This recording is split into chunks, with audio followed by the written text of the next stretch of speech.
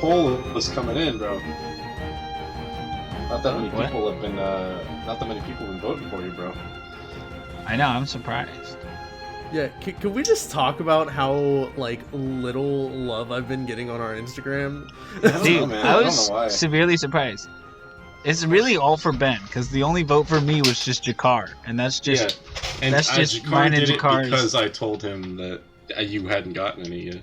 We have 3 people that have entered so far, so technically As of the they're all recording winners. of this, yes.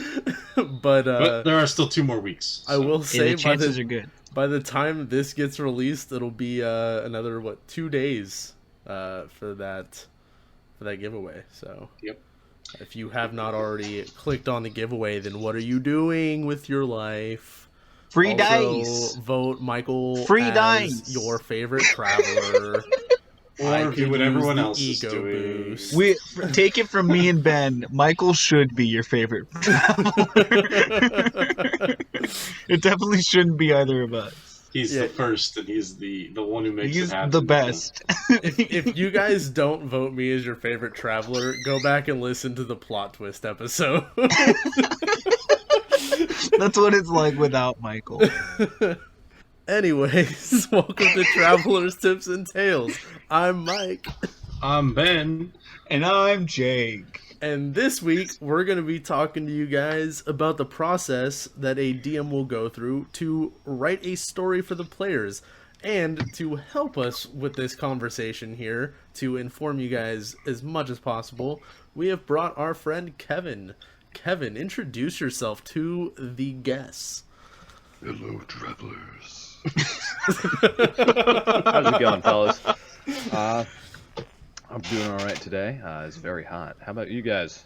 Doing good. I wasn't sure that we were going to be speaking to your Warlock pact right there for a second. Shh, don't let them know. So, They mustn't question- know what's happening. a question I like to ask all our guests now, as like a new thing.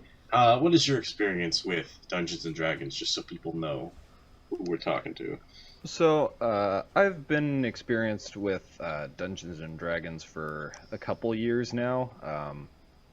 I actually started off with Pathfinder for about a year or so in high school, and then transitioned over to Dungeons and Dragons on top of finding a bunch of content creators that have done interesting stuff with that. Critical Role being the most notable one. I'm sure a lot of people follow them. Yep. We have mentioned them so many times. Yeah, and Yeah. it's hard not to. They're one of the bigger ones, so it's definitely one of the more notable ones, and they're very passionate about it, which I definitely love about that. Yeah. But yeah, no, there's a lot of people that have done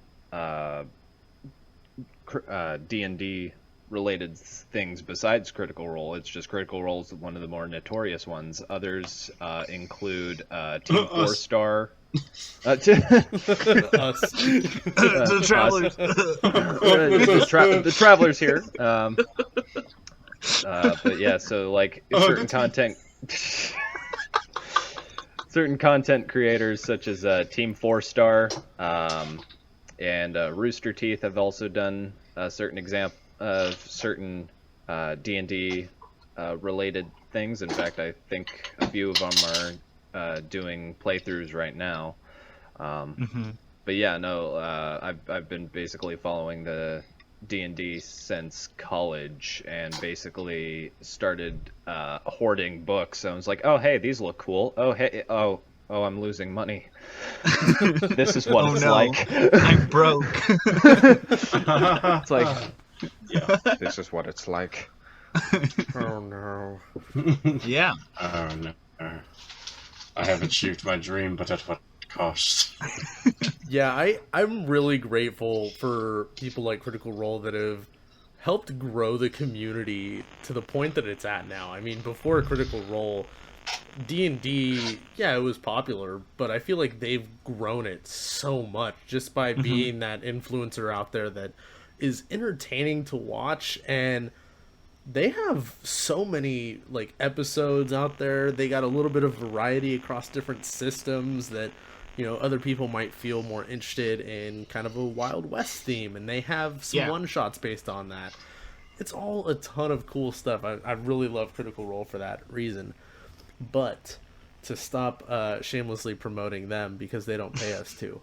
So They don't pay anyone to. What are you talking I see where your about? priorities Dude. are. Dude, hey, I'll promote them all day long, baby. I love Critter. I'll edit Critical out Role. a lot of promotions. A lot of editing this episode so far. Yeah. Start So- paying 3 us, minutes in. please. So fun fact for the listeners, we actually spend over half of our time recording promoting other things, but Michael just cuts it all out. You're keeping that one in there. We just keep gushing about people, and then Michael's like, Nope, haven't can't have seen the that. paycheck yet, so until we get some emails coming in saying, "Hey, we'd like to pay you to promote us." No. But you know who we do love that Michael will leave in is for Forgotten Path Games. Yes. I will You know, leave them in all day, every day. I don't want to be this guy, but they don't pay us either. Here's the thing. They don't need to pay us, because if you've seen our last 2 episodes, then you will know that they gave us a product for free to test out, to review, and just kind of showcase for you guys. Yeah. So if you Yeah. haven't listened to the last 2 episodes, Force Force of the Dead, then go listen to those. Jacob runs them the out. campaign for us. It's a little quick little one-shot that we did. Cut it up into 2 episodes for you guys to make it a little bit easier to listen to instead of Yeah. just one long one. So Yeah. Well, anyways, aside from the shameless promoting, let's get back to what we were really here for today. yeah, we could. Shameless. Got a little sidetracked, but that's okay. Shameless. Today. So Kevin, Yes. one of the big reasons that that I really wanted to have you on for this topic is it's been what, 8 or 9 months that you've been working on this story for your own campaign that you're going to be running soon, or has it been longer than that? I'm not entirely remembering. I think it's been close to a year. It's been close to a year, yeah. I've been wanting to run a game myself, and because I'm somewhat of a masochist, I decided, hey, I'm gonna homebrew everything. So basically, that put a lot more stress on me, because it's like, oh man, I could use these books, but then I have less creative freedom. Yeah. I want Yeah. more creative freedom, and I took all that with everything that comes with it. So I'm like, oh god, I got to make deities and culture. Crap. Yeah. Hey, you and I cut from the same cloth, my friend. Yeah. Yep. Cheers to that, bro. Yeah, I ran I'm a working poll on on our Instagram, and literally everyone was like, "Yeah, we want to see your homebrew game." I was like, "All right, you asked for It's it." just kind of funny because like it makes sense because all they want to see some new stuff, but for us it's like a bunch of the old stuff because we've been playing in this world for so long. Yeah, But I'm still Yeah. excited for it. yeah, Yeah, we'll be see. playing in a brand new Yeah. country, so don't at me. Yeah, it'll Right. still be new for us. Yeah, Yeah, so see, you've been working on this story for about a year now. What are the different processes to generating this story that you've gone through to try and make it as rich and as just nice to be able to experience? So, a lot of my creative process is free writing, where I get an idea, I write it down, and then I build off of it from there. Like, oh, this would be a very interesting story. Maybe if I branch this out over here and over here and over here, and eventually over time, it's like, okay, I've created a city with a particular culture, different ideals, Yeah. and stuff like that, all from just one idea. The issue that with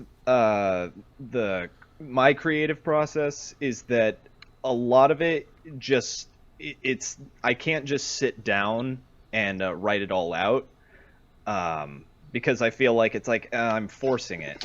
It's more of like an epiphany sort of thing, where it's like, any sort of idea that comes to me is usually just at a random moment in time. Like I'm going to be at the office at work, and then all of a sudden, I gotta go on my lunch break. I'm writing this down. This is genius. Like, you do not understand how many times that has happened to me, where I'm just, like, in some random situation, and then all of a sudden I drop what I'm doing, and then start, like, writing down pages and pages of notes on my phone, and I'm like, beautiful! Yeah. Yes! Yeah, and you This is mentioned that another process there, instead of free writing, is what you call the carpenter's method, where you sit down, you write it all out.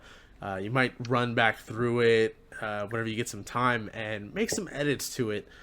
And if done right, it can feel just as organic as the free writing. But I feel, in my experience, when I've seen people go through the free writing, it feels so much more organic.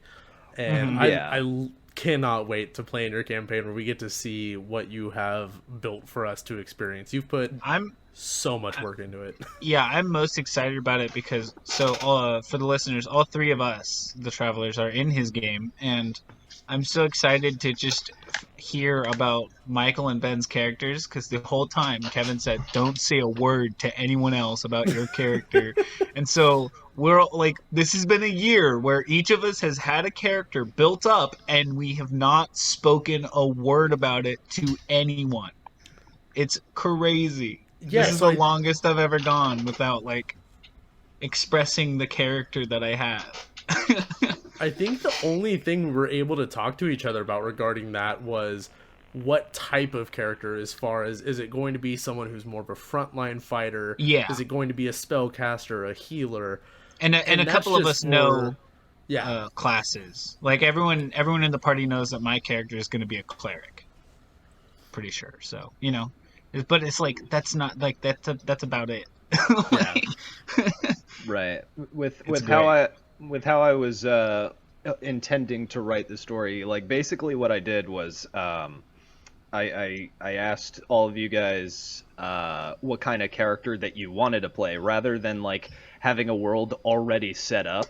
I asked you guys for your characters, and then I built off of those characters and created the world around them. That was my main thing. Is just, I don't want to put you guys in like a box and hope it fits. I want to build the box around you guys so I know it fits. Yeah. Now, going a little bit back to the creative process of everything and the method of kind of building this storyline, I noticed, Ben, that you wanted to make sure that we included improv in there, and I think that's another really big one that I see you use a lot, and I found, like, that's generally what I'm going to. I am not prepared at all when I'm running adventures. So here's the thing about that. I have a really all over the place brain. So I, like Kevin here, sometimes get inspiration and I go and write down notes real quick and I jot it down in random situations. But the problem is, when you're working on as many games and as big a world as I am, sometimes the ideas that come to you have nothing to do with the game you're actually running, which happens a lot more than you'd think. So, for example, the past 3 weeks, we haven't really played much. Like, we just played today, but we've been, for some reason, we just haven't been able to. In that entire time, I wrote 1 paragraph for your guys' game. I wrote like 7 pages for everything else that I was doing. So, for all these other games that you have planned. So, improv is the greatest tool in my arsenal. The fact that I can improvise. I just write down the best parts and keep them and, like, work off of it later, because, God, I don't have that kind of time, to be honest. And, like, and calling I don't have back time to sit down and carpenter method this. Yeah, and calling back to one of my favorite sessions of the game that you're talking about, the one we played earlier today, the session where you were like, all right, here's, you basically were like, all right, here's your next quest, you put it in front of us, and then we were all just like, nah. And then we walked away, and then you were like, all right, give me a couple minutes, and then we gave you a couple minutes, and then you executed perfectly this awesome little side quest that we did. And it was so much fun. And then we, finally got around to what you had planned for us because we're jerk players. Yeah, and I think another great example of your improv is a story that we told on here where, in our story about an Eye for Adventure, when I had mentioned before that we were all at the party and we were trying to figure out how we were going to get past these big tornadoes that were guarding the fortress. And one of our other friends who wasn't involved in this part of the story said, "Watch it just be a switch." And Ben leans to me and says, "It's going to be a switch now." Make a switch. I'm going to make it a switch. It wasn't originally, but now it is. And I think that's an important skill for DMs to have. I think no matter how much prep you do for a game, there's always going to be the unpredictability of the players. And that, when you're first getting into DMing, can be very annoying because you have this great story that you want to tell, but in reality, your players aren't always going to go with it. And that's just the bottom line. Every game is going to be like that. Every group of players, I already have anxiety thinking about it. But here's the thing. I feel like you are making so many contingencies. You're not wrong. Not at all. Yeah, I'm not going to lie. I'm really excited for it. I just went over to Kevin's house about a week ago or so, and we started fleshing out a bit more about the general area that my character's from and stuff, and it was real cool. I learned about a lot of different people in my town and stuff. It was real cool. I too went over to Kevin's house not too long ago, and I took notes for 3 hours just on things he was telling me. I was like, whoa, man. And we talked and we came up with NPCs and voices and had full-on conversations as our characters. Like I said, it's been almost a year in the making. Pretty much has been a year in the making, and I'm still not finished. In fact, the best part is that you're not even keeping us on tab. Like you weren't you just went dark for a year. We gave you the concepts, and you were like, "All right, I'll talk to you guys later." And then we were just like, "All right," and then we just kept playing. And now it's like. We're getting all this cool information all at once. We're like children in a candy store. We're just like, oh my gosh, this is so cool. Right. Yeah, I created this character, and then 6 or 7 months later, Kevin comes up to me and goes, "Hey, want to come over to my house to talk about your character's backstory a lot more?" And I was like, "Oh yeah, that character." Oh yeah, I made this guy, right?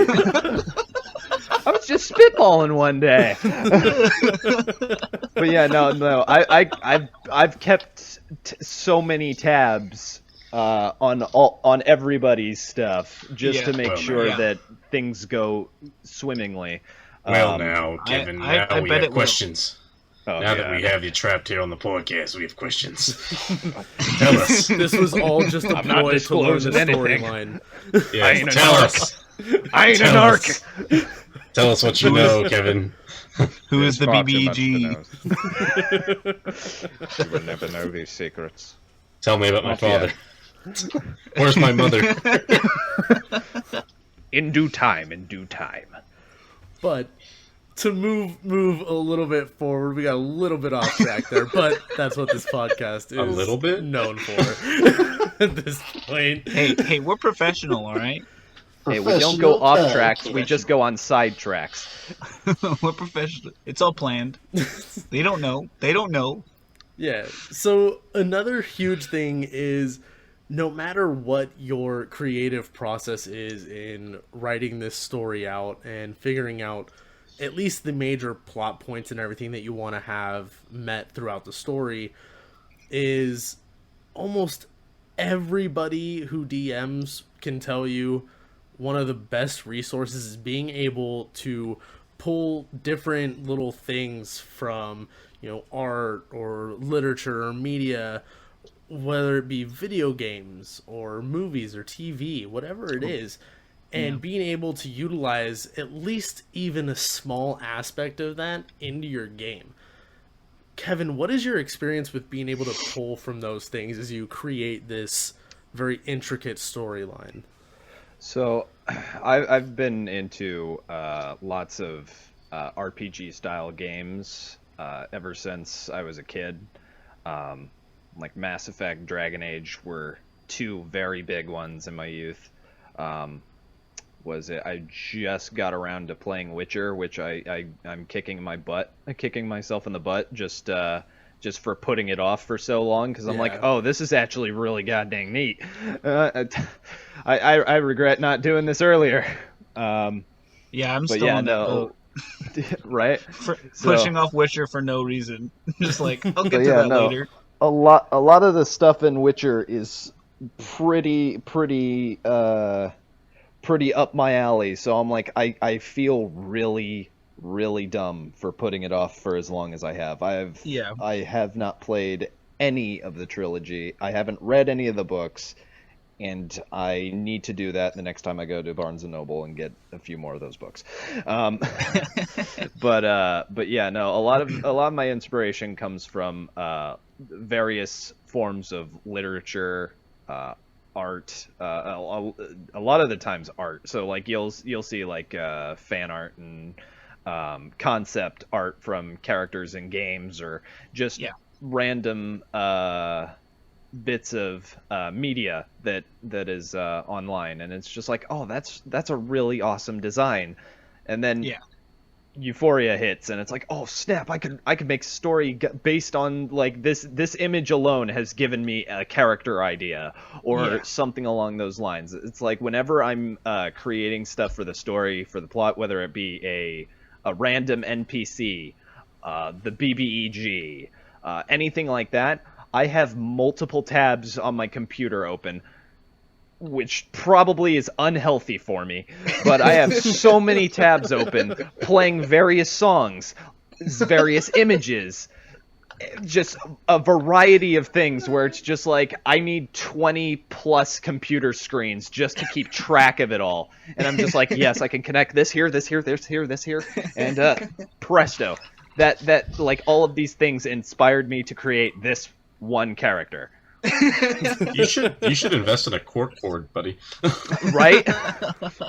And some Set red up yarn. a cork board with all the yarn and everything. Yeah. It's a conspiracy, I tell you, a conspiracy.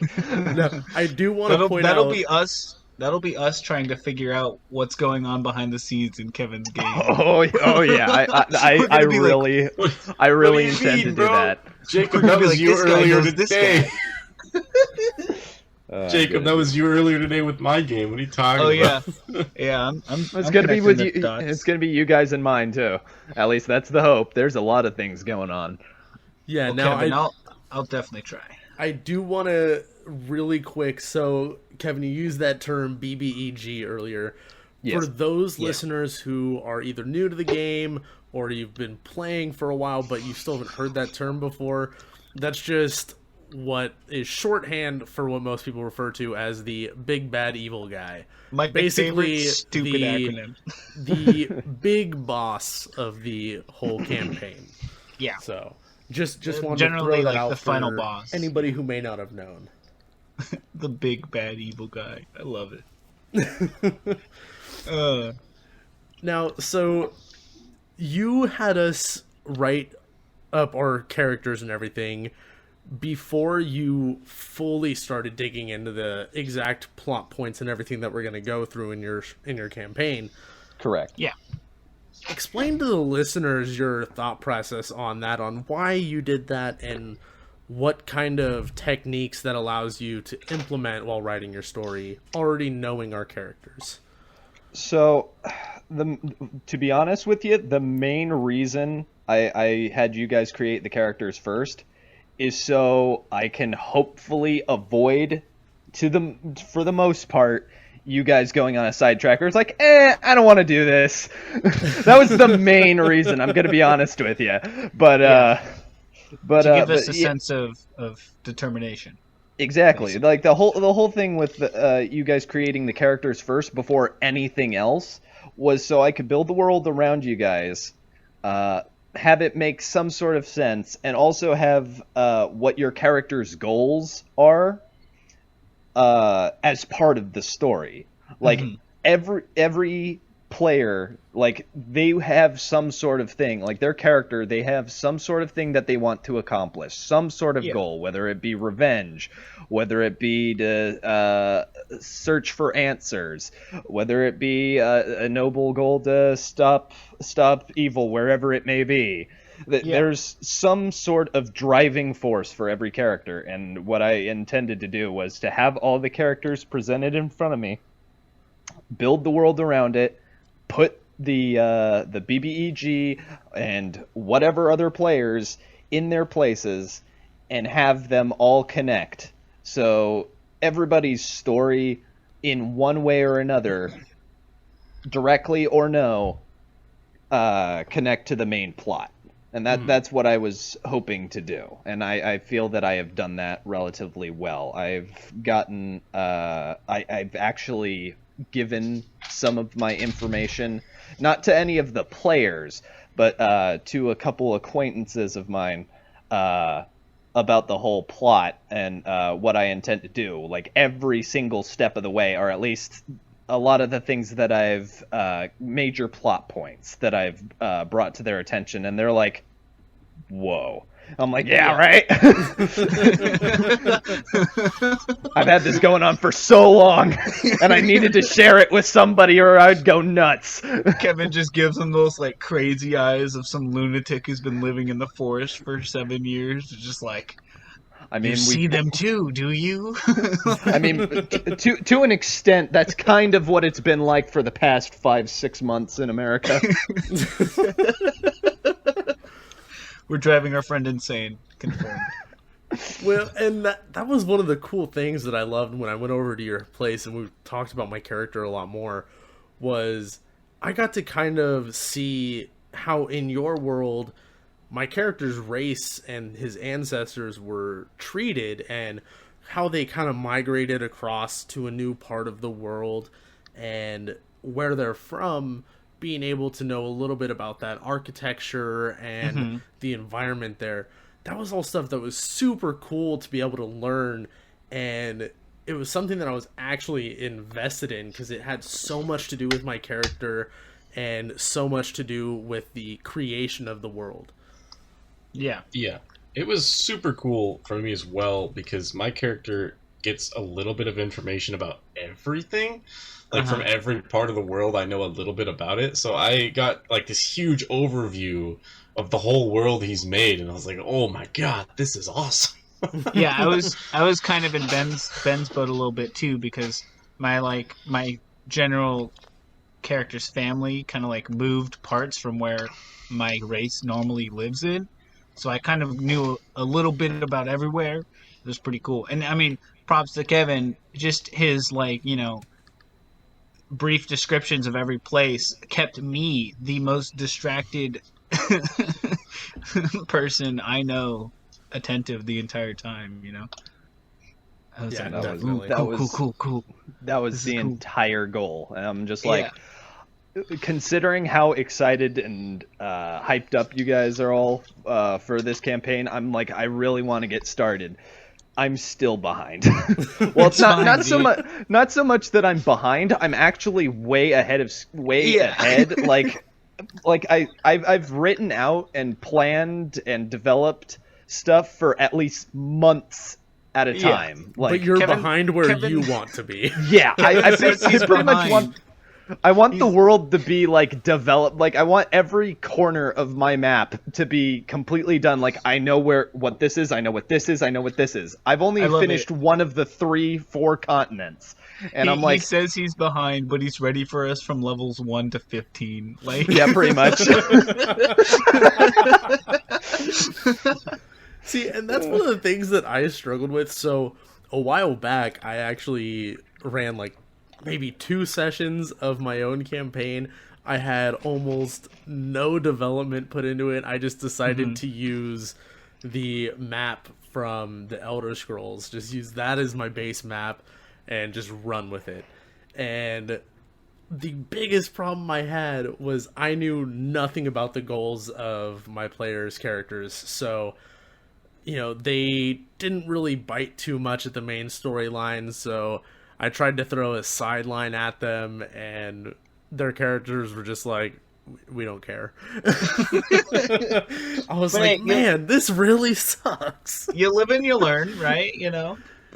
Yeah, now I'm like kind of doing what Kevin's doing now, where I'm creating my own map and creating my own world for people to be able to play in. And I felt really good being able to just introduce a little bit of that to you guys here on the podcast. So yeah. Even though it's nowhere near play ready. It was super fun. And when they see my world, they're going to be like, oh god, he made this? Is he okay? Yeah, see, you're going to see Ben's world once we start playing a campaign on here through that. And that'll be something that's exclusive to YouTube.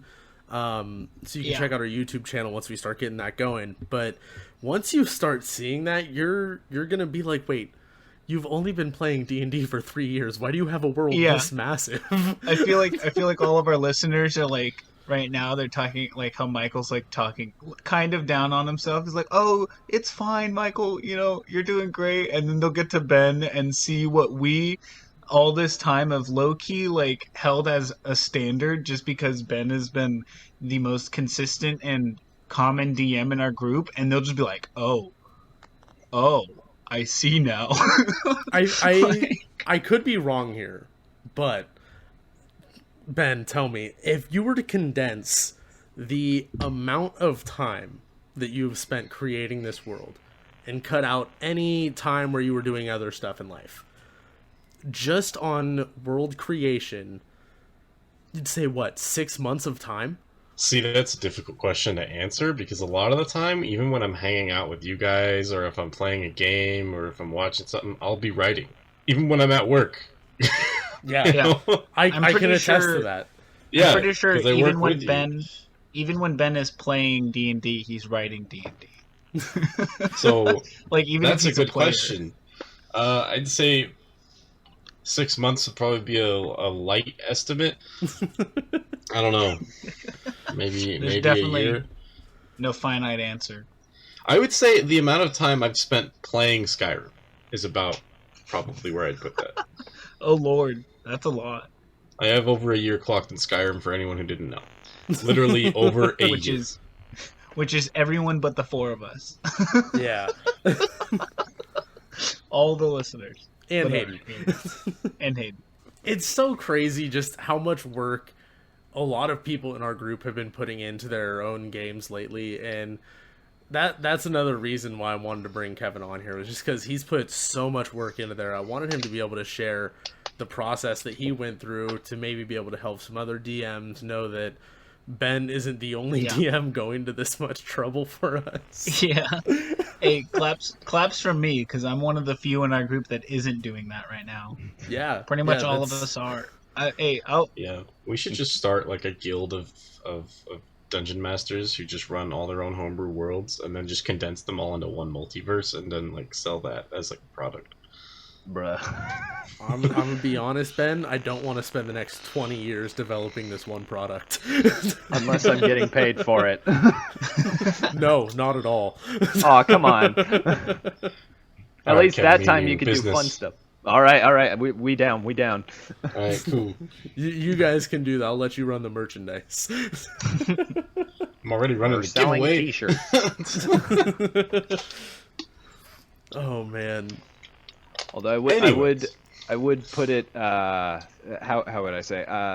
The method that I do in terms of writing, and Ben and I, it's not always for everyone. I mean, that's just our creative process. By all means, there are various other ways of writing stuff down. Hell, there's some people that don't even write at all. Everything's just improv.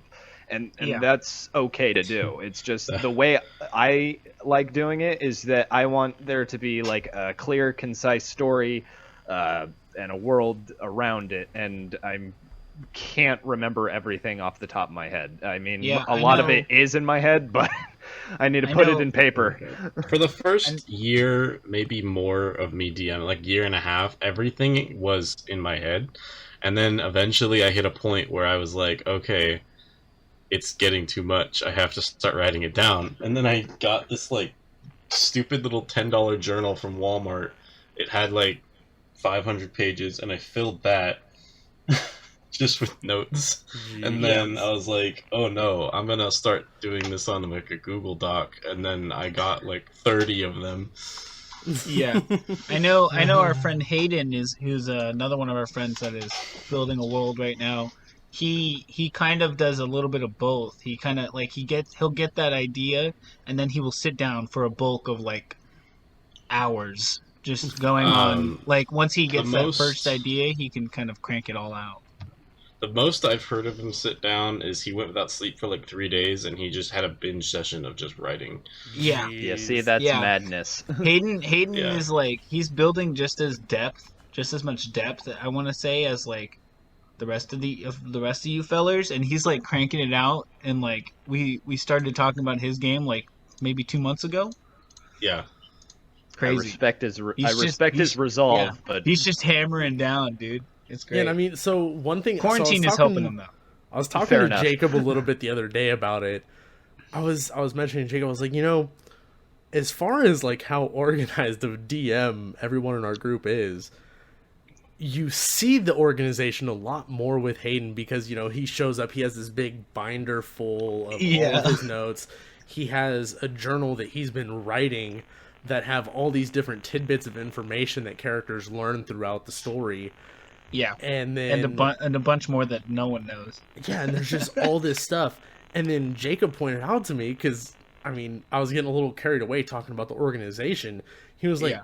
Ben's also just as organized. Crazy. And I was like, yeah, It's it's just- true. Like, It's you just don't- all in Google Docs. you don't see it because it's all on the computer. So it's Yeah. harder to kind of see just how much organization is there. But, Yeah. I mean, I saw the other day, Ben showed me just, like, one of his Google Docs, and Yeah. there's I think just tabs I think on that's tabs. the big difference is I've been at Ben's house with nothing to do a couple times where he's just like, what Google Doc do you want to look at? And I'm like, I don't know. And he'll just start scrolling, and I'm like, whoa. My eyes just go real big, and I'm like, whoa, cool. Let's see. Here's my world building. The one actually titled world building. I have it in front of me.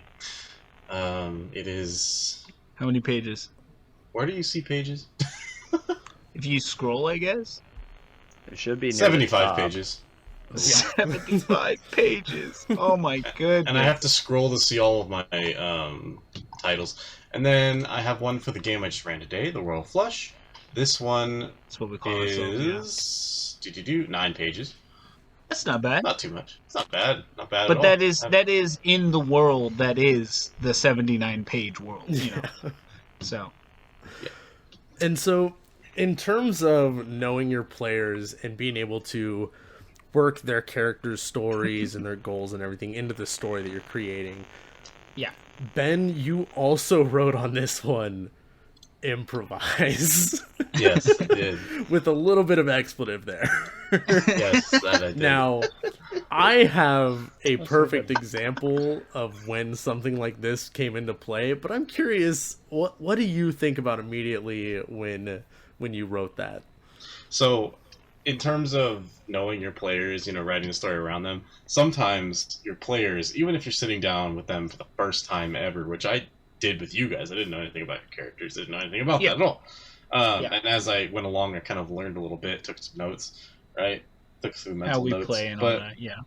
occasionally, and this is what I love about characters, people with their characters, they evolve, right? They're not the same character all the time, not even every session. Sometimes you flip-flop depending on the person's mood, because there's a person playing this character. That character is not just a standalone thing. So sometimes you can pick up a lot on what your party is wanting to do, or what your party is interested in with just what they're talking about at the table. Just, oh man, I really, had like a rough week, I don't know, I just want to kill stuff today. I was like, I bet. um, Enter a horde of cultists. enter 3,000 cultists, and they have a mission, and their mission involves messing up everything that you guys like in the city, and then you guys stop them, and that's part of the plot. Ben, I have a question for you. Quick question. What's up? Approximately how many cultists do you think that our first game, that long game with Cade, approximately how many cultists do you think that party killed? That party? Yeah. Oh, God. Genocidal amounts, dude. Genocidal amounts. But they're bad guys. It's okay. They were bad men. Except Here for like lies one of the them. entire cult. Yeah, but he Tiamat. has not died yet, Rest in from peace. my knowledge. True. He's He's the one still that around. gets away every time. Yep, but he's tired of it now because he saw that we killed all the fun cults. If I Yeah. remember word for word what you said. We found his diary. He was like, all the fun cults are gone. Now it's just these jerks who just like, That's They're these just- guys they're that just, want to like, conquer the torturing. world. yeah. This man is now called. He's created a cult all his own, the cult of the runner. The cult of one. It's just him. Yo, I He's should just write hanging that out. down. Hey, maybe we'll bump into him in the Traveler game, since it's the same world. Yeah, He went 'cause far and wide to get away from all those cults. the original thought that I have when I see, improvising in terms of writing the story around the characters is in the Royal Flush game that we have going right now. I had a character named Ignomaeus, or Iggy is how he usually goes. Yeah. Now, I knew that he was going to be a pretty evil character from the beginning. He's a Over bad dude. time, he kind of softened up a little bit, started to lean a little more neutral, at times leaning a little bit towards good, but mostly neutral. And then I had to take some time as a person in the real world to focus on my financial situations and trying to get to a better place to where I can, afford to be able Yeah. to take time in my life to play D&D and hang Yeah. out with friends. You And got so business to do. letting Ben know that, we had to kind of improvise a little bit. At first, Ben's idea was we were going to kill him off. And then me and our friend Hayden, our characters went on an adventure for a little side plot, and Iggy just would not die. We weren't letting it happen, and Ben The was like, dice "Well, said there no. goes my initial idea." The dice So said then, no. This man lives. Yeah, so then it ended up being that he got a little bit of power. He got a taste for a magical item that gave him power that he's never known. And so he left his party. He left his friends and his wife and started killing people. And he became fully evil. He's chaotic Yeah. evil at this point. And yeah, I mean, we haven't seen him since. Ben has been working on some stuff, improvising so much regarding that character. I know things that I can't share because, Jacob's not Because- supposed to know them. Because Dale might be listening. Dale might be listening. One of the other people that play in that game. Yeah. As soon as this episode comes out, Dale's gonna message me and be like, "You gotta tell me what you're referencing now." What now did she knows that do? you know. And Now I'm she gonna be knows like, you know. "What do you mean?"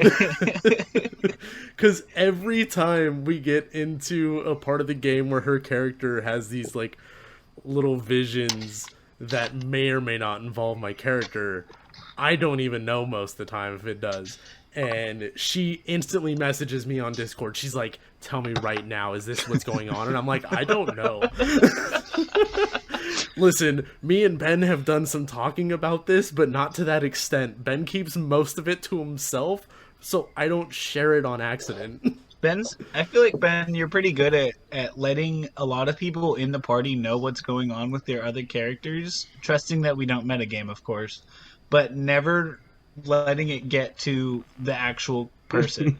Because I know of like 3 different people in that game who know what your plan for my specific character in that game is, and I still have no idea what you're gonna pull at me.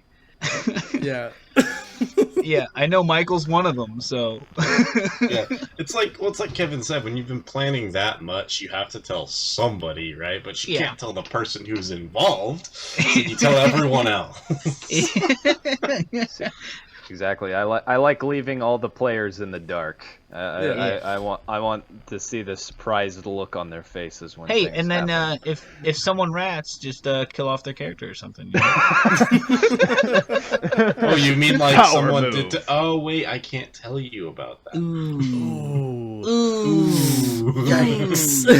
Does anyone have some aloe vera? I think But, I went to the store the other day. Hold on. But we're I'm out of loop. I don't know what's going on. in general, everything that we talked about here, minus like half of it because we got sidetracked, is it's all good knowledge to keep in mind when you're thinking about writing your own story and Yeah. really trying to develop something that'll keep the players engaged and interested in what's going on, keeping their characters interested in what's going on in the world around them. And, you know, if the idea of being able to improv some stuff sounds fun to you, but you don't necessarily like the idea of spending that much time creating a full storyline, there's Yeah. so many great resources that Wizards of the Coast have put out where, you know, they have campaign books that already have a complete story laid out for you. And what you can do is then improv, you know, different moments that might go a little bit out of the way of the main story that, you know, your characters can engage with because it might hook into their backstories. One of the biggest examples of that is, I think we talked about it before, you know, with the game that Jacob was running for us. It's Princes of the Apocalypse, which is a book that they put out. Yeah. And he used the story point to hook my character in, like, with his backstory. So it's super cool. Yeah. Yeah. And one other super cool thing that I have taken to doing, if you want to run a game, but you don't want to go through all the trouble of doing all the crazy stuff that Kevin and I are doing, or that Hayden's doing, where you write an entire journal full, or 75 pages of world building, or an entire year in solitude. Yeah. I'm healthy. I'm fine. It's because you work from home, you fool. Okay, you're right. You're right. But Not if by you don't want to choice. do all that, one really effective way of building a story without having to do all that writing and all that planning, and it still involves a healthy amount of improv, is to just put bullet points of what you want to happen, things that should happen, maybe put a brief description, and then just find a way to work that in with your players, with whatever they're doing. That way the story is more freeform. You can just go with the flow and still have these things that you need to happen, but whenever the party's ready for them to happen. Yeah, definitely. Yeah. I've been doing that a lot, especially with the Royal Flush, which is the game I just ran with my friends here. The big part about that game, the reason it's only like 7 pages of notes, is because it's all bullet pointed. Mm-hmm. None of it is written down in detail. It's all just bullet pointed, and I write down bullet points of notes that you guys do, effects you've had on the world, and I just read it every now and then just to refresh myself.